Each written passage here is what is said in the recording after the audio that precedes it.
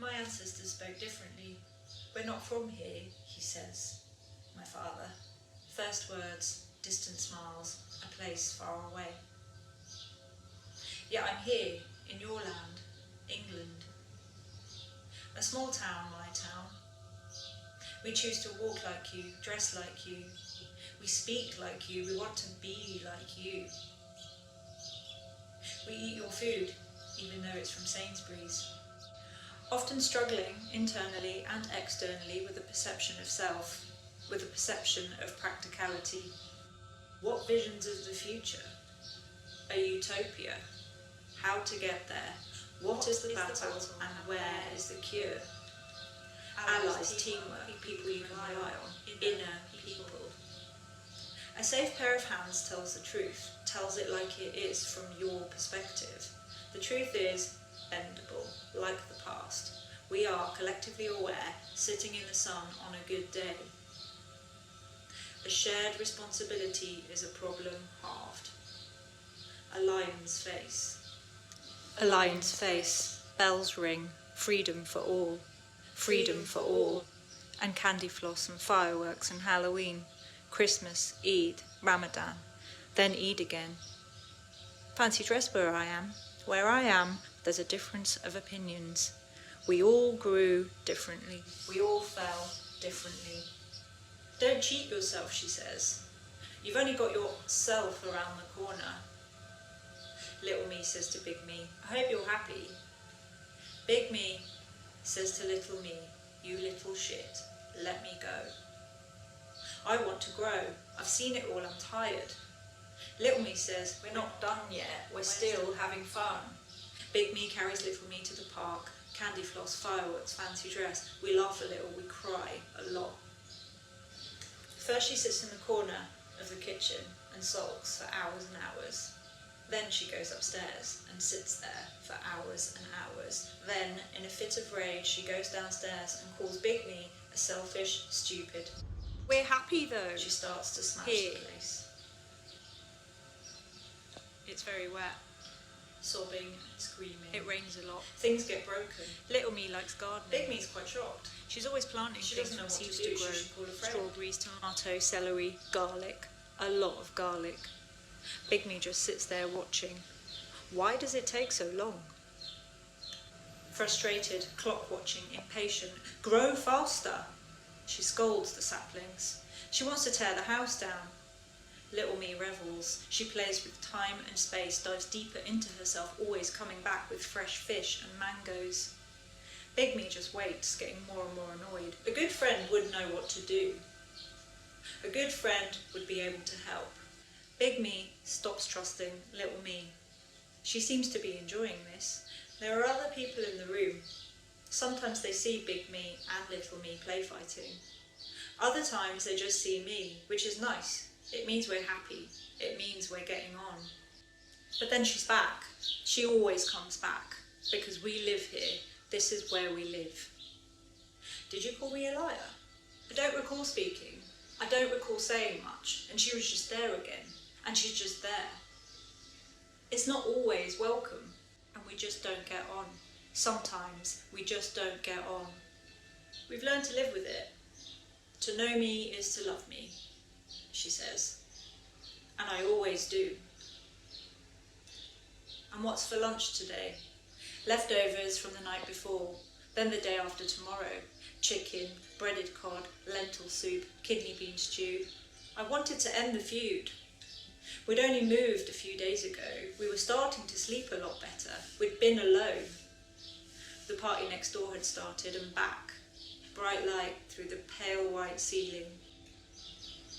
Nostalgic. We've been here before. We're in love. Feels nice, doesn't it? He's here. He's got her now, and they're in love. What were you doing before? Wasting time, wasting energy, wasting time to kill, money to burn, to kill everything, to kill ourselves day in, day out, nowhere to go.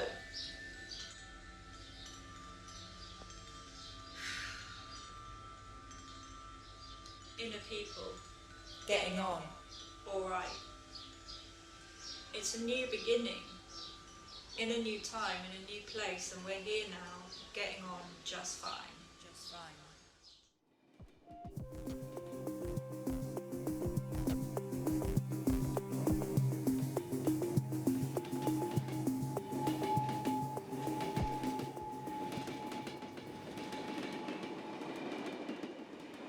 What I remember is that I'm 13, and I'm stumbling along the overgrown verge of a rural A-road on a flat grey afternoon, late summer 98. Cars are passing, fast and loud, so you can see it from their perspective if you like. A boy the height of a man, in a t-shirt and backpack, not looking up from the ground in front of him. There are many thoughts passing through my head, but one in particular keeps coming back. I can't go home again. Home is a dormitory village 20 miles west of Peterborough that's fast asleep, and sleeping dreams it's perfectly innocent of everything. 24 houses and a river, Harper's Brook, shin deep and clear enough by daylight, when all these people drive past it like it's nothing, and their cars cross the brook and head up to the road, and they go out to their jobs all day like normal. But when it's late and I'm awake, in secret, listening, I can hear them all coming back, wading into the black water to stare back up at my window and probe for what lies buried in the silt. Today, I'm getting out. The passing cars count down the minutes till I'm safe. I'm heading for Oundle, 6 or 7 miles away, depending, because I know how to get the bus from there to Peterborough, and from Peterborough, who knows, somewhere I haven't done what here I always will have done. When you're young, you can believe that time's a cycle, and that every chance comes round again, till you do something irreversible, and the world ends, and time turns out to be an arrow after all. In which case, what else can you do but follow it? But I'm not away yet. And out here on the road, with each car that passes, the feeling is exposure.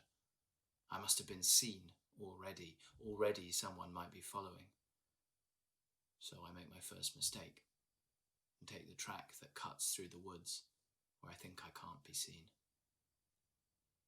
Over the road and jump the gate onto a strip of gravel and cow parsley between lumps of broken concrete and the inevitable hedgerows. The fields beyond, for miles around, are rapeseed, headache yellow. This is functional countryside, built for scale, unsentimental. And I'm turning over images obsessively, fragments of what happened, what I saw on my mum's face after, when she couldn't look at me. But the feeling of exposure is getting worse, like something keeps touching the small of my back, enough to make me turn and look again. There's no one there, but I pick my pace up anyway, and it's a relief to get beneath the trees at last.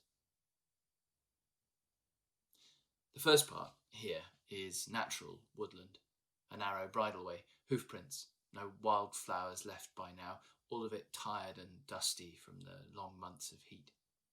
I pick my way across the hardened ruts and between dense ferns and brambles and the trunks of trees whose names I don't know.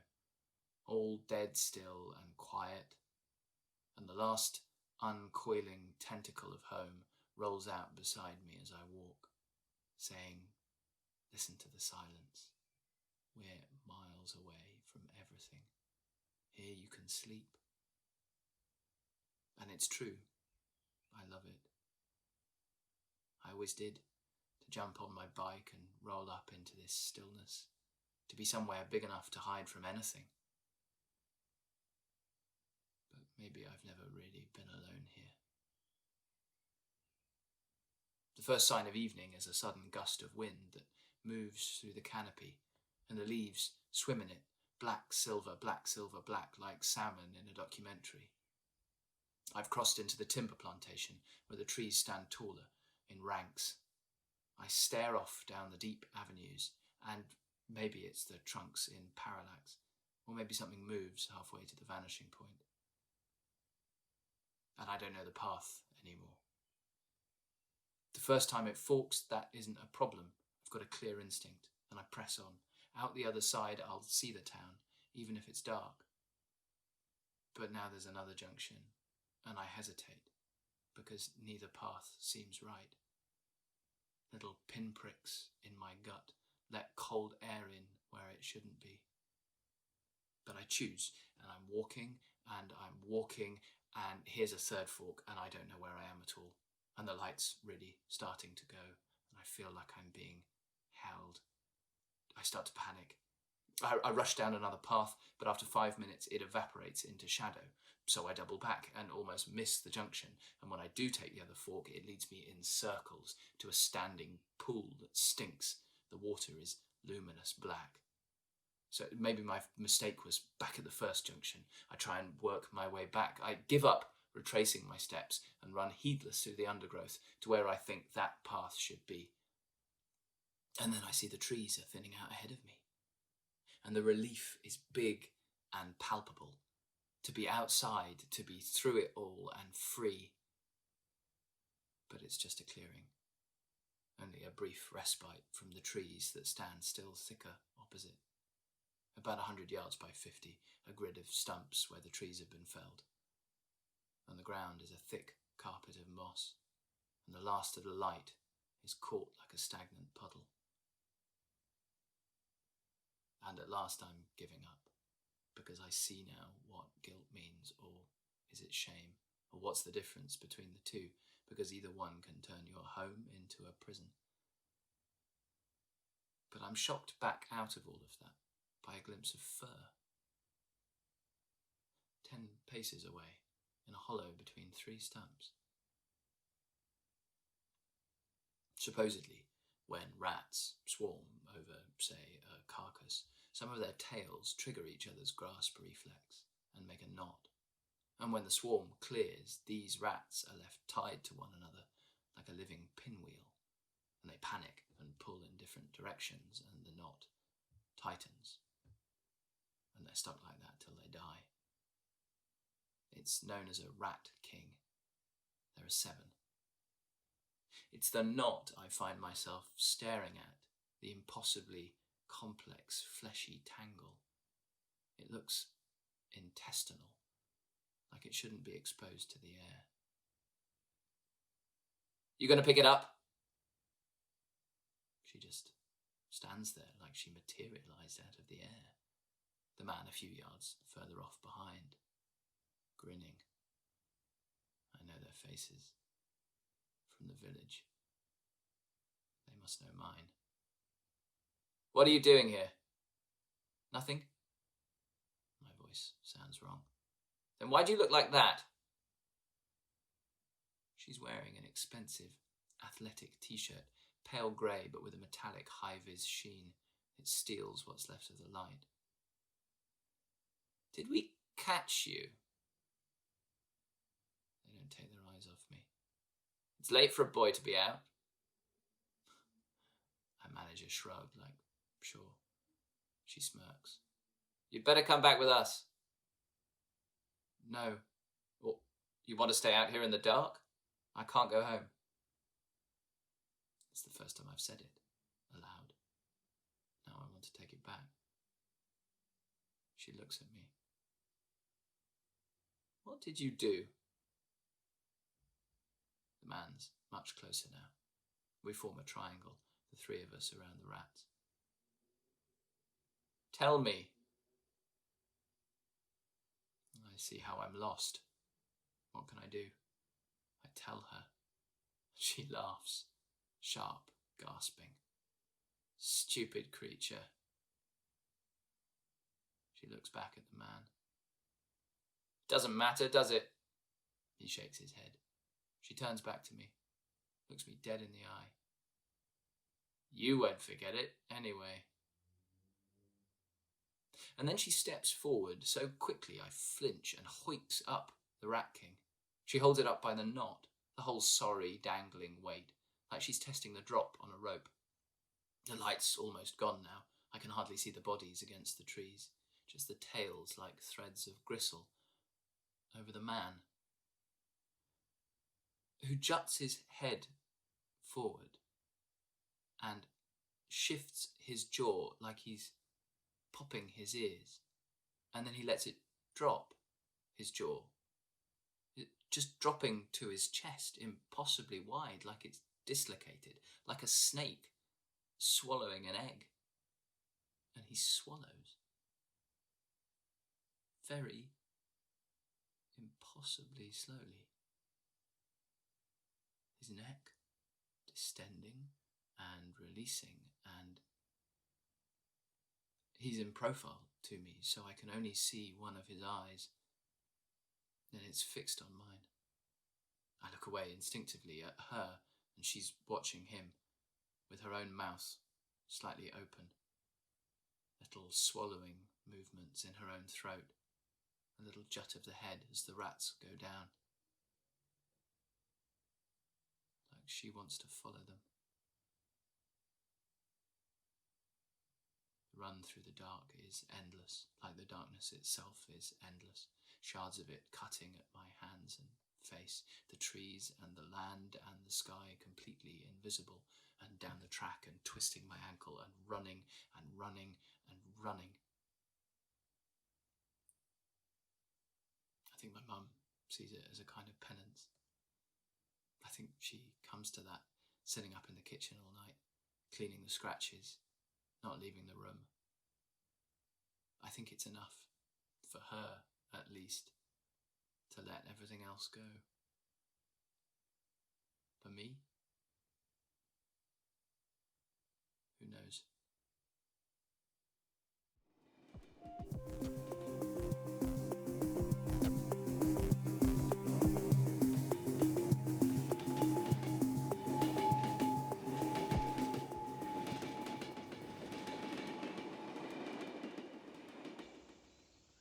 Outside, it is vivid and still.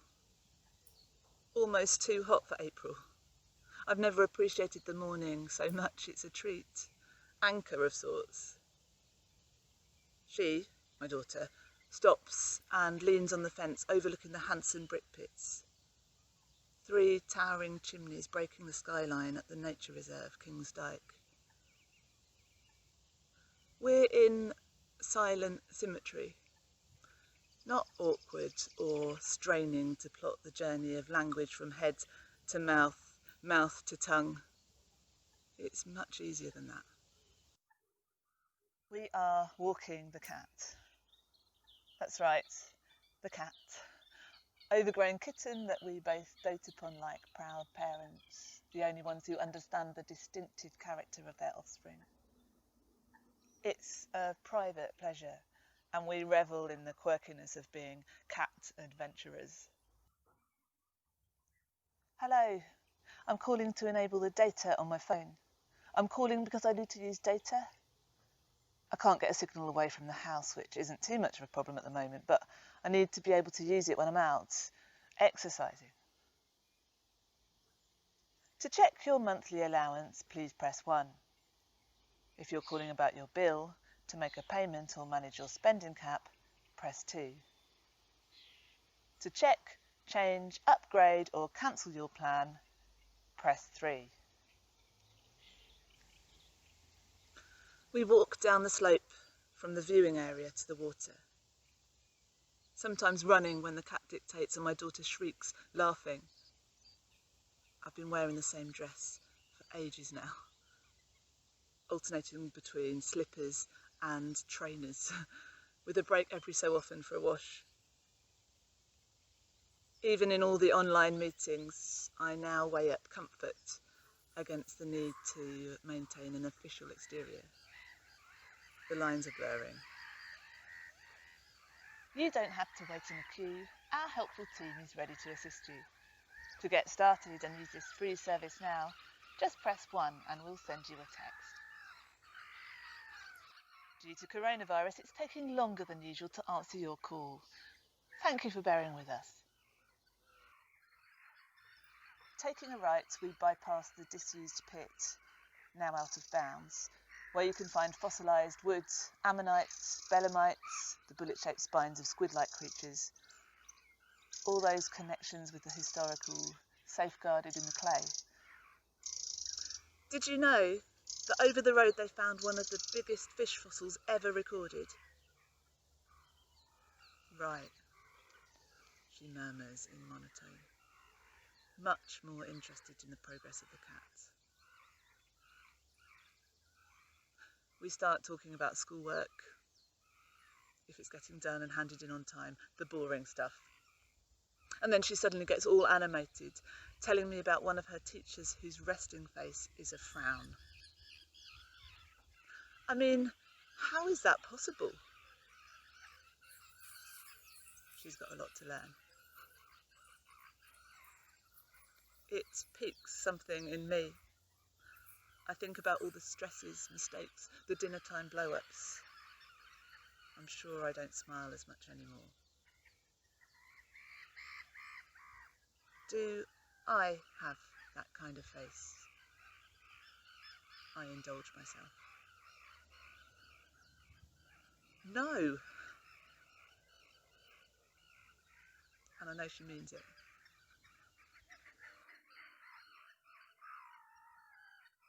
You don't need to wait in a queue. Just press 1 now and we'll text the mobile you're calling from with a link to our online support. I'll now transfer you to one of our team. And just so you know, sometimes we record these calls to make sure we're giving you the best customer service possible. Right now our team are a little busy, but we'll be with you as soon as possible. We've reached the exposed part, along the top, with a clear view of the brickworks at the end, and a warning not to tread off the path, get too close to the edge. The cat doesn't like it. It's too windy and open. 2 greylags circle, honking loudly, the sound amplified by the stillness. Scanning the fens, I think about the same landscape a few weeks back. The noises rounder and fuller. The residents with more and less connection. Low-key stuff like working in an office or playing sports. There is a heightening in this restriction. It reminds me of the traits of toddlers in particular, narrow in their experience but obsessive about the small details, like my youngest, whose 2-year-old world was once trains. Back then, he knew where every railway line and cable ran near our usual journey routes, long before he could even talk properly. I want to understand more. Smaller things matter, are more important or beautiful.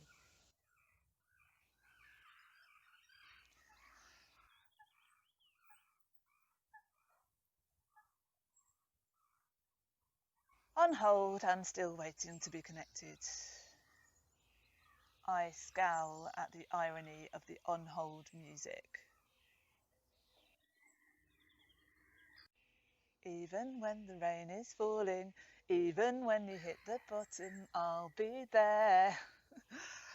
Oh, 'cause there ain't no fire that I wouldn't run right through. There ain't no mountain, baby, that I wouldn't move.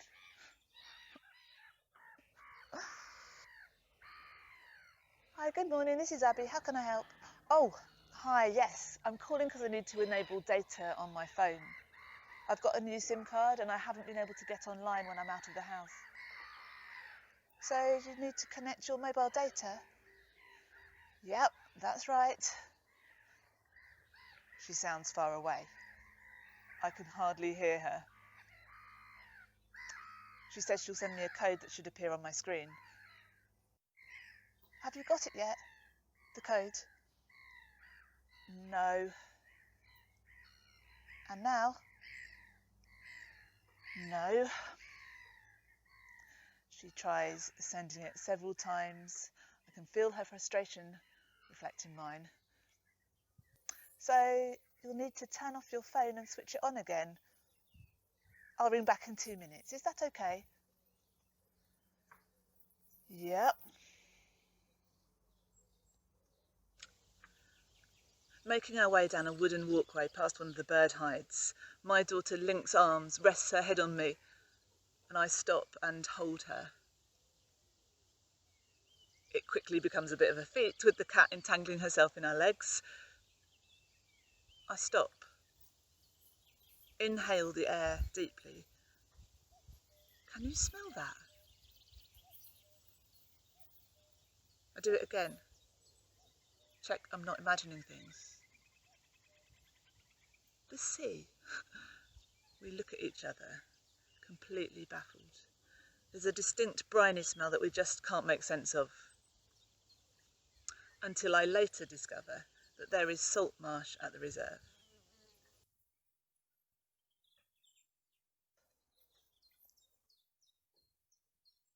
Good morning and welcome. Did you know you can manage your mobile account online? It's quick and easy to get started. Just register or sign into your account. To find out more, press 9 now. Otherwise, stay right there. To check your monthly allowance, please press 1. I'm sorry, it appears you haven't selected an option. Our helpful team can assist you by text. Due to coronavirus, it's taking longer than usual. It's quick and easy to get started. We now have 5 options for you to get help, and you've got the whole of the web at your fingertips. We're getting a lot of calls at the moment. To hear your choices again, just press the hash key.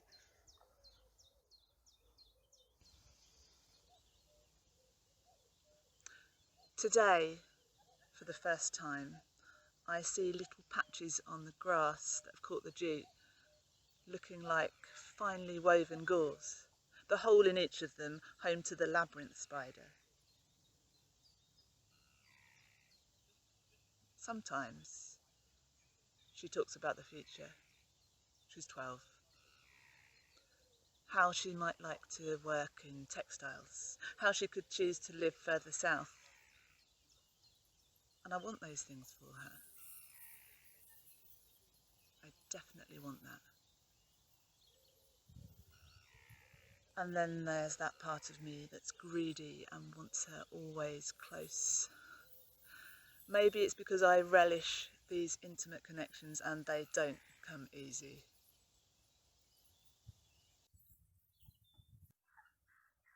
We've reached the best part, high above the water. The sun-split track edged on both sides by reeds, looking like a dried-up seabed path. We joke about being Moses.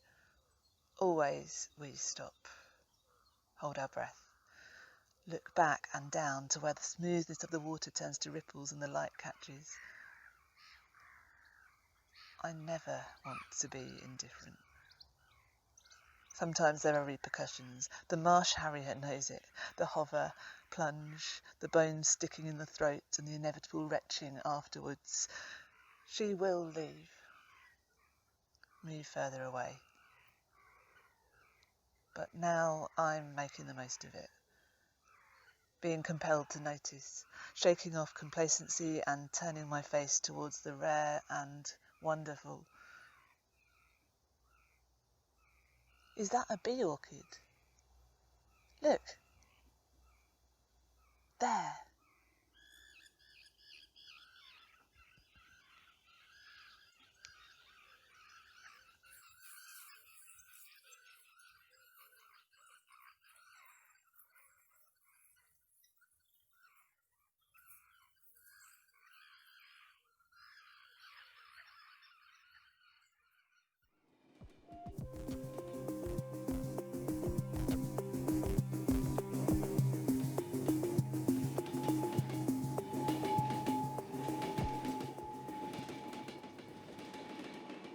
Deep, moody marks on the ground make smell pools, gives you something to step around, and it stirs up your senses.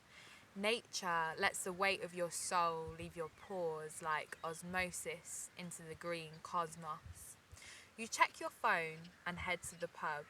You pass trees that teenagers burn the inside out of, faced with the prospect of never leaving and consumed with boredom. When you arrive at the pub, your friend is in conversation with an old guy drinking beer called Ricky. You wait patiently and safely in the corner. As your friend lights a cigarette, you think to yourself that If she were a colour, she would be bright orange, or an earthy green of a woven bag. But there's something bright orange at the end of her identity, like she's always puffing herself strong, but slowly, always slowly. When you see her smile as if she is enjoying herself, you think, she is so good at simulating into different environments. And as a child growing up on no TV, you think to yourself that she must get the adeptness from the ducks. You sit down with your pint and you wonder what you would do without her.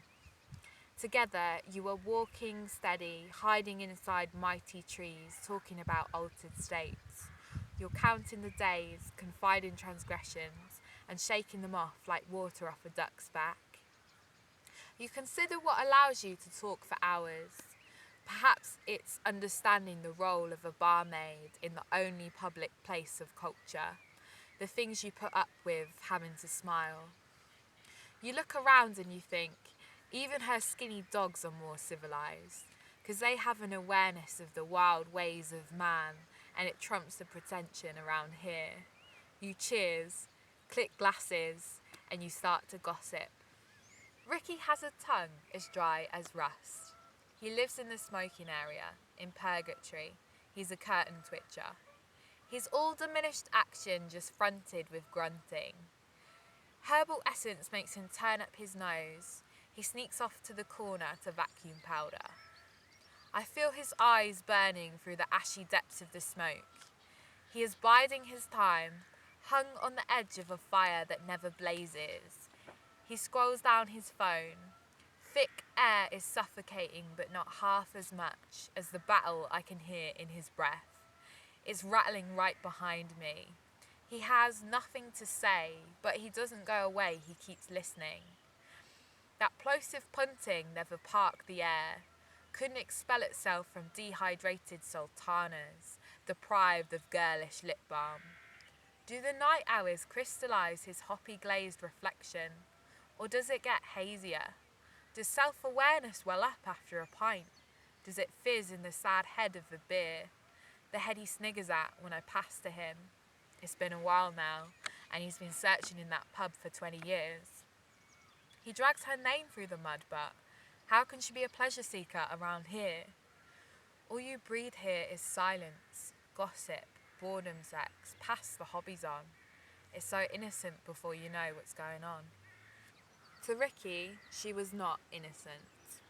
The snarls and pointing followed, heavily loaded eyes, a twerking smirk, a crooked knowing look. He held her secrets in his teeth and he chose when to show them. Lasered shame on her body. Anyone could unpeel her. The pain frosted in her confusion. Weight fell on dulcet tones of definition and denial, on realising that any initial cooperation will be used against you. You're walking against the gentle winds, arms cooperatively by your side. The matte pavement is swallowing the sun like 3-grain Waitrose breads. You pass rustic and crusty houses. You notice that the gravestones from 1832 are still intact. A woman with nice cheekbones is staring eerily forwards, and a sticker on her window says that in 1902 the homeowner lived on private means. You check your phone and approach what is called the new builds. Birds are wailing sweetly in the distance, making circular motions, just like all the joggers, dogs and children who pass you by. You don't notice anymore that their polite shadows are always dappled, and it stops in time like hay-pressed horse poo. A freshly carved, delicately painted bench faces forward. Vibrations from expensive lawnmowers are wobbling the leaves. You knock, await a welcome and take your shoes off. You were offered homemade cake by your best friend's mum. You are grateful, but it reminds you that she has sought out her own identity beyond what was offered. Comments like, "Isn't it a shame she doesn't bake because he loves cake?" As your best friend stirs the tea, you wonder what you would do without her. without years of backs hunched circulating in only quotes from The Simpsons, from silence and somewhere to jump from. You analysed how to perceive the folds of other people's faces. You dissected the different waterpaper hints. Asked, how do you really feel today? What pH level? You wonder what puts you on a plane of endless chatter. Maybe it's being employed by the same family as a babysitter. Maybe it's both being farm shopkeepers, keeping your smiles in check. You lean back, hold up your mug and gossip. The Darcy's place was like a mansion. You wouldn't believe the things she had to do as a babysitter. She had to keep a tally chart of the amount of times the boys farted or burped. I'm not kidding. Mrs. Darcy had the charts printed out for her. She used to dress carefully, no ripped jeans or anything like that, because Mrs. Darcy had eyes everywhere. One time, she was coming back from the beach with Ben. Do you remember Ben? Has a GBH case in the Village Gazette. It was self-defence. Well, she was walking down the street half naked in her bikini. Music was blaring from the zebra print Ford Fiesta, the biggest, fuzziest dice you ever seen. Well, she never got a job babysitting again. Mrs. Darcy is the job giver. She only employs smart girls because you must be overqualified to have the grace of never being good enough. She tried cloning the vicar's daughter. She disapproved of girls relying on the dishwasher when they have perfectly good hands. She told me I did more smiling than sweeping, that I was cunning. She made the Oxbridge physics cry for not heating the soup up properly, made them question their career choice. She harvests pretty neutral things, collects them as symbols of humanity. She profiteers off ornaments without the administration. She hangs them on her wall from forced smiles, which start to tilt at sly angles and enter silent battles. She teaches the pull of a cheek muscle, the subtle gears of a lady. From pre-ripe and underpaid, they soak up insults through smiles and fire them back through gap teeth. You walk to a field and wood smoke tinges on you. You sit down next to her, sting and you move, ant and you move. When the breeze gets harsher, it reminds you that you are that child who stays in the sea until their lips turn blue. Leaning back, you make yourself barefoot and imagine buds burgeoning on your bare toes, sprouting between the cracks. You look at your past, consider how quickly it goes from being eaten by hay bales to ears drooping thick with nonsense. How before you knew it, you were saying things like, it wasn't her bloated body that offended me, but the way she wore those bite me pants, she was asking for it.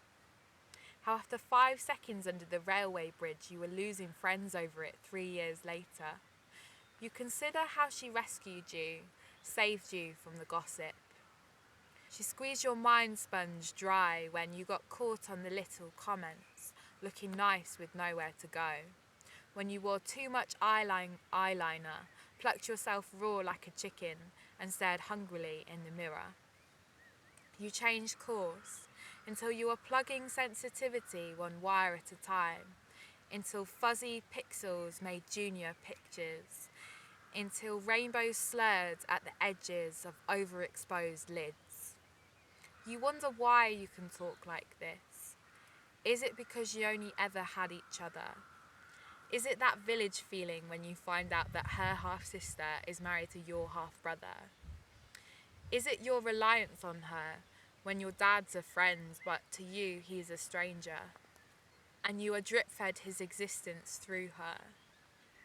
In the field, birds become deafening suddenly. You start to hear stories that don't fit your lived experience of reality, that he raised you as a ghost, and you marvel that it only takes half a phone call a year and he's still courting sympathy from all the other alcoholics, and you catch the dregs, the whispers from the birds.